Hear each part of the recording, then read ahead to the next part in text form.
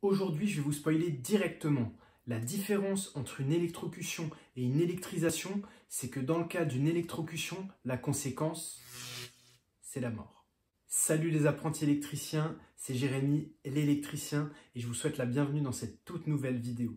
Je commence par vous dire que vous pouvez vous inscrire à la newsletter pour recevoir des astuces et conseils exclusifs, ainsi qu'un cadeau de bienvenue au format numérique. C'est le premier lien en description.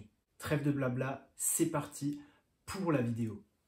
Alors, dans les deux cas, l'électrocution et l'électrisation, vous prenez ce qu'on appelle communément dans le domaine une châtaigne, c'est-à-dire que votre corps est traversé par un courant électrique plus ou moins élevé. Dans le cas de l'électrisation, vous pouvez très bien ne rien avoir du tout et continuer votre vie comme si de rien n'était, ou bien avoir des conséquences graves comme une perte de connaissance, des brûlures, par exemple. Mais dans tous les cas, vous êtes en vie. Alors que dans le cas de l'électrocution, la conséquence directe, c'est la mort. Vous mourrez. Je vous mets ici un tableau de Wikipédia sur les conséquences du courant électrique sur le corps humain. Vous comprenez maintenant pourquoi il faut installer des différentiels de 30 mA dans vos tableaux électriques. Je vous mets d'ailleurs en fiche la vidéo que j'ai faite sur le choix des différentiels. D'après les chiffres sur l'année 2018 de l'ONSE, l'Observatoire national de la sécurité électrique, 3000 personnes ont été électrisées et 40 ont été électrocutées. C'est-à-dire que 40 personnes sont mortes en 2018, avec pour cause directe l'électricité.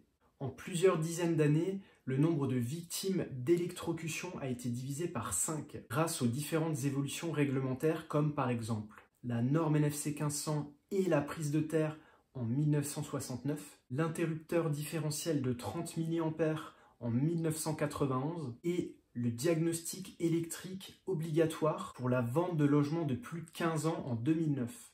Alors clairement, les deux premières ont été une révolution à leur époque dans le monde de l'électricité du bâtiment, comme vous pouvez vous en douter. En conclusion, pour éviter tous ces désagréments, que ce soit l'électrisation ou l'électrocution qui est beaucoup plus grave, je vais vous donner 3 conseils simples mais efficaces. Soyez très prudent et coupez le courant à chaque fois que vous intervenez sur votre installation électrique. Respectez la norme NFC 1500, c'est très important. Et donc, mettez à jour votre installation électrique dès que possible.